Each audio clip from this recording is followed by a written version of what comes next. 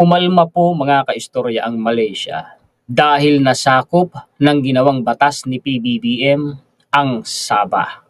Pero kung ikukumpara natin ang naging reaksyon ng Malaysia kaysa po sa China, abay malamya po ang reaksyon ng Malaysia. Kung tutusin po mga kaistorya, ang Sabah ay talaga namang sakop ng Pilipinas historically. May mga ebidensya po at may mga dokumento na nagpapatunay na yan ay pag-aari ng Pilipinas. Sa eksaktong paliwanag, yan po ay pag-aari ng Sultanate of Sulu. Marami na po akong content na ginawa tungkol sa Sabah na atin pong bunga ng atin pong mga research, mga kaistorya. Ito nga po yan eh. At alam nyo pa, maging isang kilalang tao na supporters po ni former President Rodrigo Duterte, isang batikan, isang multi-awarded po na journalist. Ang tinutukoy ko po ay si Rigoberto Tiglao. Mismo siya ay nagpaliwanag na ang Sabah nga mga kaistorya ay pag-aari umano ng Pilipinas at yan ay plinano umano ng Marcos Sr. noon na bawiin mula sa Malaysia. Yun nga lang ay napurnada dahil umano sa kagagawan po ni Ninoy Aquino. Ito po yung mga content na ginawa ko. Kung mapapansin po ninyo, palakihin ko nga ito. Ito po ay 5. Mayroong June 15 at July 25, 2022 at meron pong February, March at saka po July 30, 2023. Ang gagawin ko mga kaistorya, ipapakita ko muna sa inyo yung mga balita ngayon na inalmahan ng Malaysia. Bakit ganito? Yan ang tanong bakit ganito ang naging aksyon ng atin pong Pangulo Bongbong Marcos Jr.? Ano ba ang kanilang pinaplano kung hindi man ngayon ay sa hinaharap? Babawiin na kaya ng Pilipinas ang Sabah mula sa Malaysia? Heto po ang mga balita, mga kaistorya. Unahin ko muna itong ipakita sa inyo. Itong lathalain na ito na ang author po ay mismong si Rigoberto Tiglao. Dito po mga kaistorya, mismo ipinaliwanag niya yung sinasabi ko sa inyo kanina. Makikita nyo nga dyan yung text na Jabida. Yan daw po ang unang pinakamalaking fake news na ginawa ng mga dilaw. Yan ang sabi niya, mga kaistorya Noon pa man totoo, ipinaglalaban na ng Pangulong Marcos Sr. ang Sabah. At ang totoo, pasadahan ko muna, pasensya na kasi gusto kong maging maliwanag talagang mabuti mga kaistorya. Panahon ng administrasyon ni Noynoy Aquino ay ipinaglaban po ng Sultanate of Sulu ang Sabah. Nag-alsa po sila sa gobyerno ng Malaysia para bawiin nga po ang Sabah. Panahon po yun ni Sultan Jamalul Kiram III. Namayapa na ang sultan, mga kaistorya, pero may naiwan po siyang 2 prinsesa kung hindi ako nagkakamali. Nagkulang lamang ang suporta ng gobyerno natin noon, mga kaistorya, dahil ang ginawa ay pinauwi yung pwersa ni Sultan Jamalul Kiram III na pinangungunahan ng kanyang kapatid noon sa Sabah. Ibinalik sila dito sa Pilipinas. Yun po ay totoong balita. Ginawan nga po yun ng dokumentaryo ng mainstream, mga kaistorya. Okay, ito na. Palakihin ko na po ito Ang sabi po dito, like China, Malaysia also protests against new Philippine maritime laws. Malaysia will send a protest note to the Philippines over its new maritime laws due to their overlapping territorial claims in the South China Sea, its Deputy Foreign Minister said on Thursday. Basahin muna natin. The protest will follow a complaint also from China over the Philippines Maritime Zones Act and the Archipelagic Sea Lanes Act, which Manila said were intended to strengthen its maritime claims and bolster its territorial integrity. Yan yung ipinapaliwanag ko.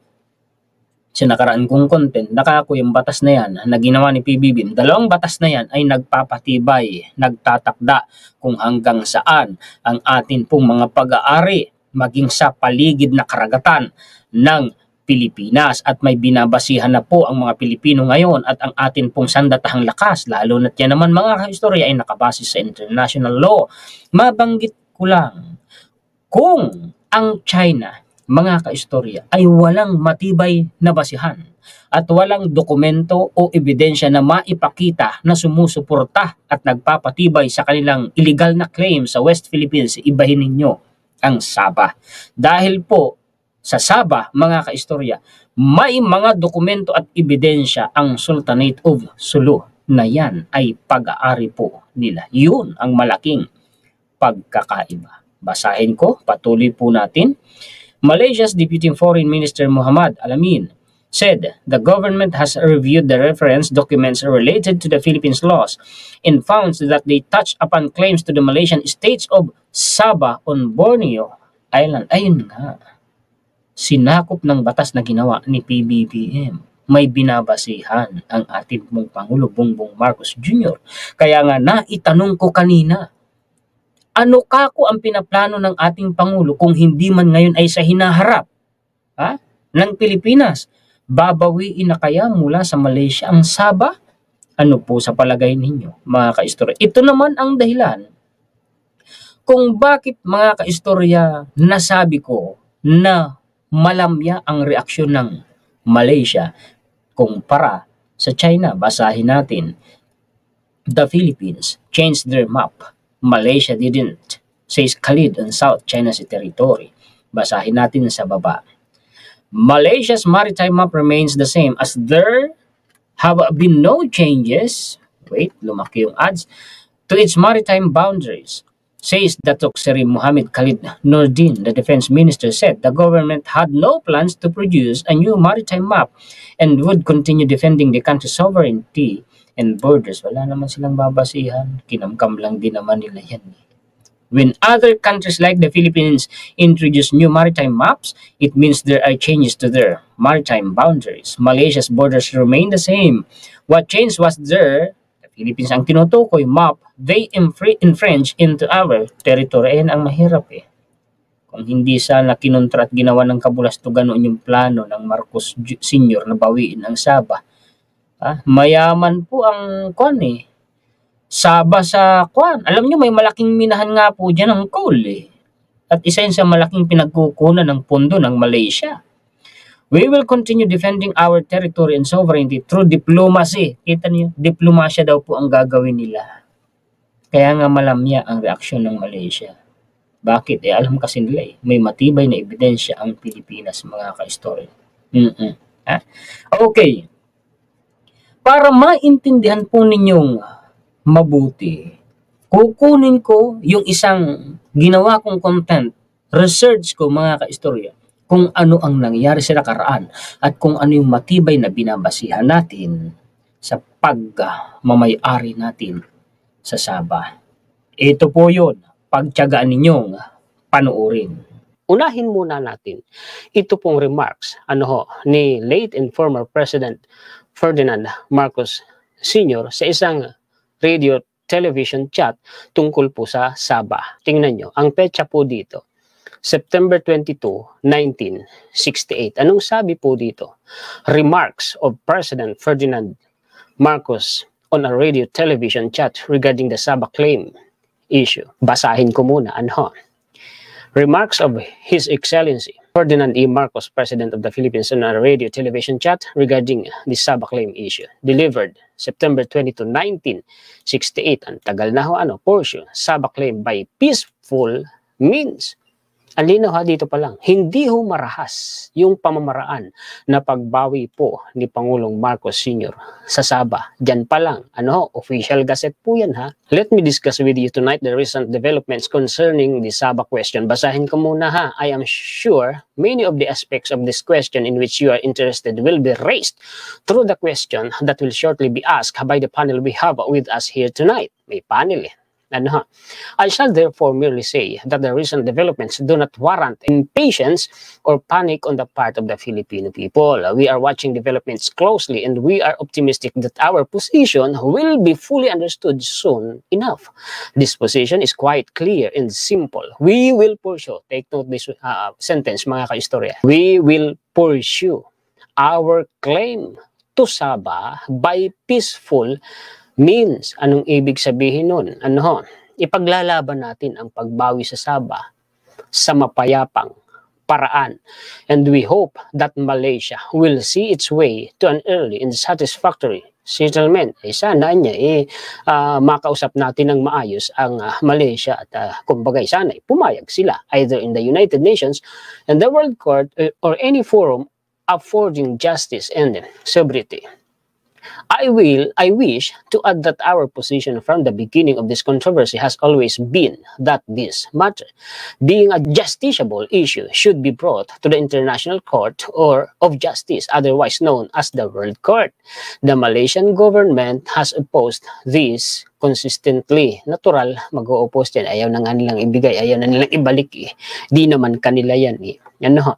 I reiterate the position of the Philippines. Ano? Inuulit ko niya ang posisyon ng Pilipinas. We trust in the justness. We trust in the justness of our claim. Ibig sabihin, talagang amin yan. Sabah. And so, we do not fear the World Court. Hindi niya tayo natatakot sa World Court, composed of international jurists who can be depended upon and whose integrity is unassailable. I wish to add that the new controversy arose from my signing of what is known as the Sabah Bill. Meron po siyang mga kaistoryang pipirmahan noon na tinatawag po na Sabah Bill. Nung nasa Senate pa lang, yun po ay tinatawag na Senate Bill number 954. Kita nyo may Sabah Bill po pala ang Pangulong Ferdinand Marcos Sr. noon. As I have said, I am surprised by the reaction of the Sabahans and the Malaysians on the signing of the Senate Bill 954 because in 1950, our Congress approved a resolution which more or less ascertained the right of sovereignty and dominion, not only more or less, which actually ascertained the right of sovereignty and dominion over the territory. May I read some portions of this resolution by our Congress? Ito daw yun. Whereas it results from the foregoing that the action of the British government on July 16, 1946, annexing North Borneo as Crown Colony is unwarranted and illegal. Illegal daw na ginawang annex o kolonya ng British government, yung Borneo, North Borneo. That the territory belongs to the heirs of the Sultanate of Sulu. Doon pa lang, malinaw na pala. Mayroon na palang sa Congress noon. May sinasabi na. Doon sa resolution na sinasabi po ni late President Ferdinand Marcos Sr. 1968 pa lang sa Kongreso po natin Who are all Filipino citizens and who have approached the authorities of the Philippine government for the protection of their rights that subject to an adjustment of the lease rights of British government as the ultimate successor of the original leases. The said territory should be restored to the ownership of the said Filipino citizens. Dapat anyang ibalik sa pagmamay-ari umano ng Filipino citizens na kung hindi ako nagkakamali, ang Filipino citizens na binabanggit dito, Sultanate of Sulu, and to the sovereign jurisdiction of the Republic of the Philippines, whose authority of said heirs recognized without qualification, resolved by the House of Representatives of the Philippines, the Senate concurring that it is the sense of the Congress of the Philippines that subject to the lease rights of the British government and the territory as the British North Borneo belongs to the heirs of the Sultanate of Sulu. Borneo po ang binabanggit belongs to the heirs of the Sultanate of Sulu and falls under the ultimate sovereignty of the Republic of the Philippines. Matigas matitibay po yung mga sinasabi po dito ni late and former President Ferdinand Marcos Sr. That the President of the Philippines is authorized to negotiate with the British government. Yun pala pagka wala ni Pangulong Marcos Sr., anong ginawa ng mga pumalit na presidente? Ang sabi po dito, the President of the Philippines is authorized to negotiate with the British government or to take over other suitable steps for the restoration of the ownership over the territory of the heirs of the Sultanate of Sulu and the recognition of the sovereign jurisdictions of the Philippines over the same. Anong ginawa? Nakipag-negotiate ba yung mga sumunod na presidente? Ano kayang ginawa nila? Yun naman pala eh. Yun naman pala eh.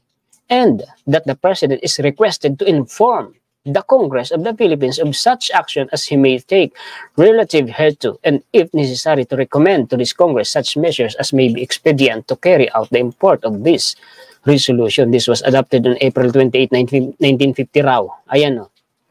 The action by Muhammad Ismail Kiram. Ayan na, ang kana po ng mga Kiram. The Sultan of Sulu on November 25, 1957. I have declared and do hereby declare the termination of the said list in favor. Siya pala ang nag-declare ng termination ng list na yun ng British government dun sa Borneo, sa North Borneo. Si Pangulong Marcos pala.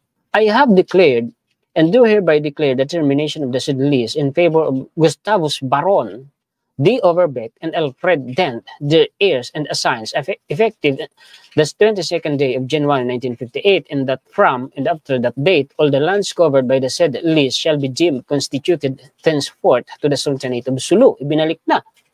Simula noon sa Sultanate of Sulu. Pero hindi tuluyang nabalik talaga sa Sultanate of Sulu eh, kasi tinake over po yan ng government po ng Malaysia kung di ako nagkakamali eh, at sila nga nang nagpatuloy ng list. Ewan ko kung anong naging kasunduan ng Sultanate of Sulu at ng Malaysian government during that time. And the resolution of April 24, 1962 of our Congress, again urging the President of the Philippines to take the necessary steps toward the recovery of a certain portion of the island of Borneo and the adjacent islands which appertain to the Philippines. Mabanggit ko ulit. Kaya ho nagalit na ang Sultanate of Sulu during the time of Sultan Jamalul Kiram III. Kung hindi po ako nagkakamali, itinigil kasi ng Malaysian government ang pagbabayad nila ng lease sa Sultanate of Sulu. May mga katibayan nga po eh. May mga resibo nga po eh. Yung angkan po ng Sultanate of Sulu. Kasi ang sabi, base sa pagkakatanda ko sa interview sa kanila, yun pong list, na binabayad ng gobyerno sa Sultanate of Sulu, pinaghahati-hatian po ng magkakapatid. May mga resibo po sila, kung hindi po ako nagkakamali. So, ibig sabihin, may mga ebidensya talaga ang Sultanate of Sulu na sila nga ang lihitimong nagmamay-ari ng Sabah. Yun po yun. Whereas, it is the sense of the House of Representatives that the claim of the Republic of the Philippines upon a certain portion of the island of Borneo and adjacent islands is legal and valid now, therefore, be it. Yan po matigas talaga noon ang matibay ang mga sinasabi noon ni Pangulong Ferdinand Marcos Sr. dahil may mga binabasihan din siyang batas Resolve, magaling po na abogado ang Pangulong Ferdinand Marcos Sr. Hindi ho ba? Kita nyo, top notcher nga sa bar exam Akala nandaya, pinaulit, ganun ulit. Ipinagtanggol nga ang sarili niya, ipinanalo niya ang sarili niyang kaso. Siya mismo ang tumayong abogado para sa kanyang sarili. Ganun katalino ang late and former President Ferdinand Marcos Sr. Isa po siyang henyo Punta tayo dito sa batas na sinasabi ko sa inyo. Ito na yun Republic Act number 5446. Batas po ito naisabatas po ito noong September 18, 1968. Bakit tayo nakakasiguro na naisabatas po ito? Hindi po ito maipapublish sa official gazette hanggat hindi po ito napipirmahan ng Pangulo ng Pilipinas. Republic Act number 5446. Anong sabi dito? An act to amend Section 1 of the Republic Act number 3046 entitled An Act to Define the Baselines of the Territorial Sea of the Philippines. Baselines po, Section 1, to correct typographical errors. Section 1 of Republic Act number 3046 is amended to read as follows. Republic Act number 346. Ano ba yung Republic Act number 3046? O yung binasa natin kanina dito. Basahin ko muna po ito. Ang binabanggit po dito, Treaty of Paris kung saan nga po nung tayo po ay isinuko, parang hindi nga isinuko kasi natalo ng Amerika ang Espanya, di ba? Isinuko tayo ng Espanya kasama ng mga teritoryo natin, mga kapuluan ng Pilipinas sa Amerika, pero hindi talaga literal na isinuko kasi binayaran ng Amerika sa Espanya Yun po yun, ito po yun. Mga kaistorya, binabanggit dito, Treaty of Paris, concluded between the United States and Spain on December 10, 1898. the limits of which are set forth in Article 3 of said treaty, together with all the islands embraced in the treaty concluded at Washington between the United States and Spain on November 7, 1900. Ito po yun. So, ito po yung inambiendahan po itong Republic Act number 5446 po na ito, Section 1. The baselines for the territorial sea of the Philippines are hereby defined and described specifically as follows.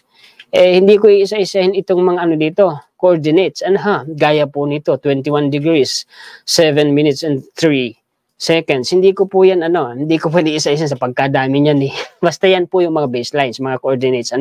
Tapos sa pinakababa, nandito po, yung section 2 na bumabanggit po sa Sabah. Section 2, the definition of the baselines of the territorial sea of the Philippines archipelago as provided in this act is without prejudice to the delineation of the baselines of the territorial sea around the territory of Sabah situated in North Borneo, over which the Republic of the Philippines has acquired dominion and sovereignty. Yun po yun. Ito naman, alam naman natin may plano ang Pangulong Ferdinand Marcos Sr. Nabasa na nga natin nabawiin ang Sabah by peaceful means. Alam niyo ang pagkakasabi ni Ninoy Aquino na maraming napaslang na mga kababayan nating Muslim dahil ganito, ganyan. May tinalakay ko na yan. Hanapin nyo lang po sa akin pong channel. Pero dito po sa sinabing ito ni Ninoy Aquino, March 28 po ito in 1968. Ang totoong layunin daw ni Pangulong Marcos Sr. noon, may binabanggit pa siya, who is Jabida. Ang sabi niya dito mga kaistorya, palagig ko, matatawa kayo dito It is the code name for a supposedly super secret twin gold operation of President Marcos to wipe out the opposition. Literally, if need be, in 1969, and to set this country on a high foreign adventure. Bakit? Bakit? Special operation po daw to ensure his continuity in power and achieve territorial gains. Anong ibig sabihin nun? Yun daw mga kaistorang Jabida.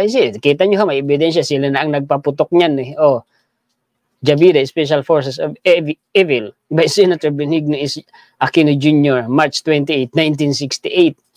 Delivered at the Legislative Building, Manila on March 28, 1968. Ano ang sabi? Ang ibig sabihin, ang totoo daw, yung Jabida ay isa daw code name ng layunin umano noon, ay twin gold daw yun na ang pinakalayunin nun ay para burahin ang oposisyon. Literal, kung kinakailangan.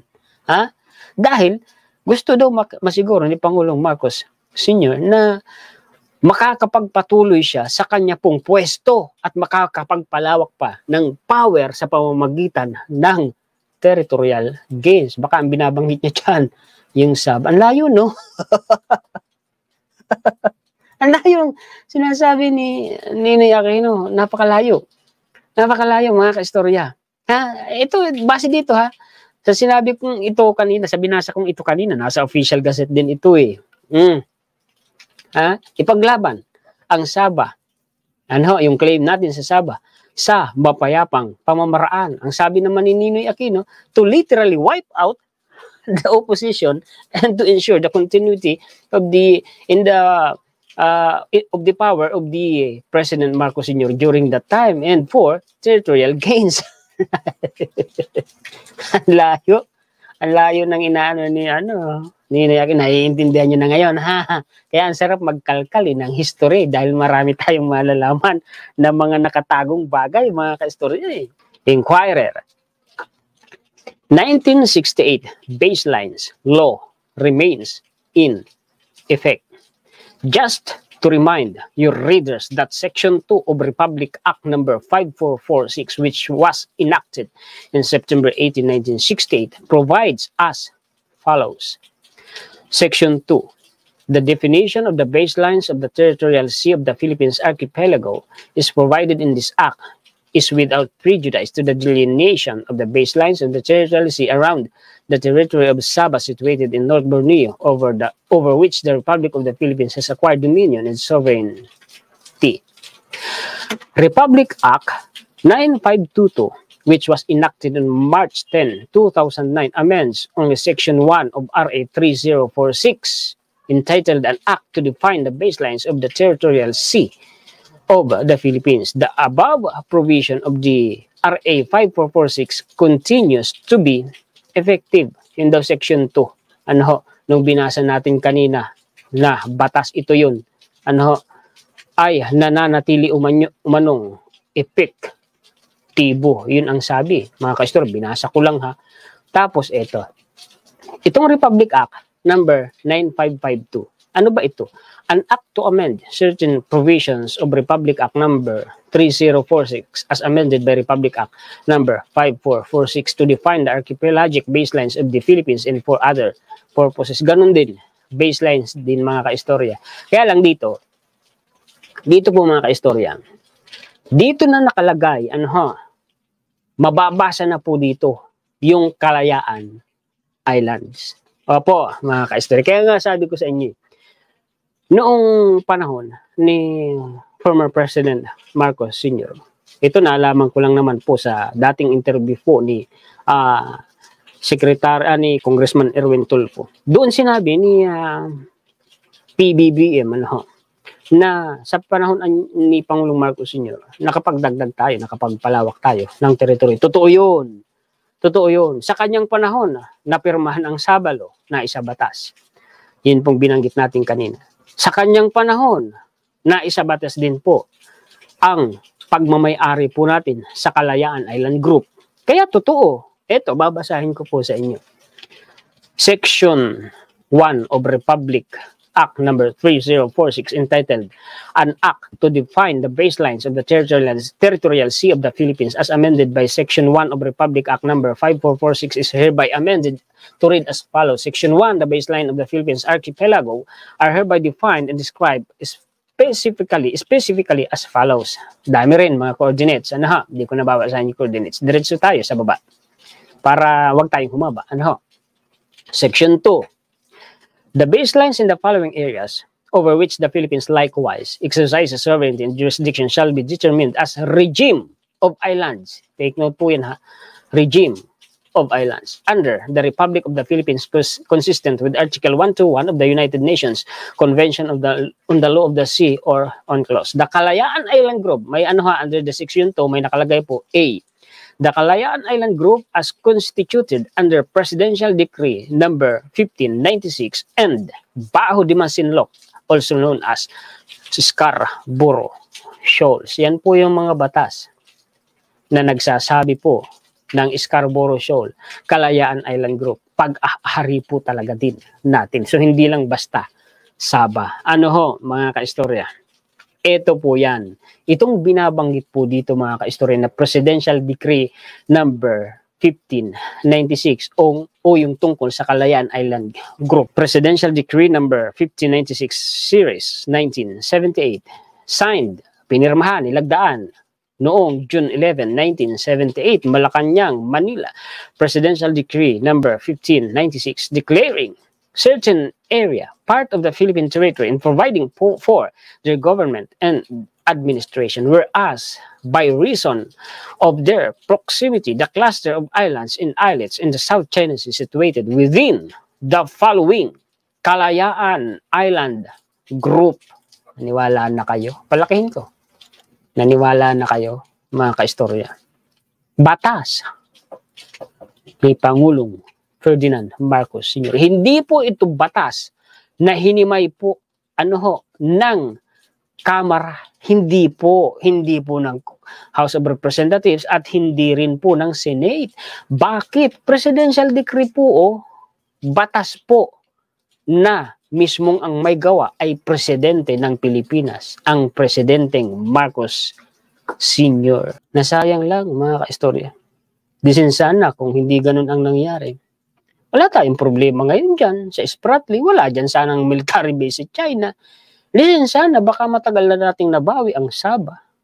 Mahina noon ang Malaysia. Hindi po sila nagsisiga-sigaan Ngayon iba na. Mas malakas na po ang kanilang armed forces. Kung di ako nagkakamali, may submarine na nga sila. Tayo wala Pakishare po at pakilike. Maraming salamat po sa inyong pagsama. Pagpalain po tayong lahat. Muli ako po si Juan Historiador, ang tagakwento ng totoong istorya ng kasaysayan na nagmamalasakit sa kapwa ko Pilipino at nagmamahal sa bayang ito, ang bansang Pilipinas.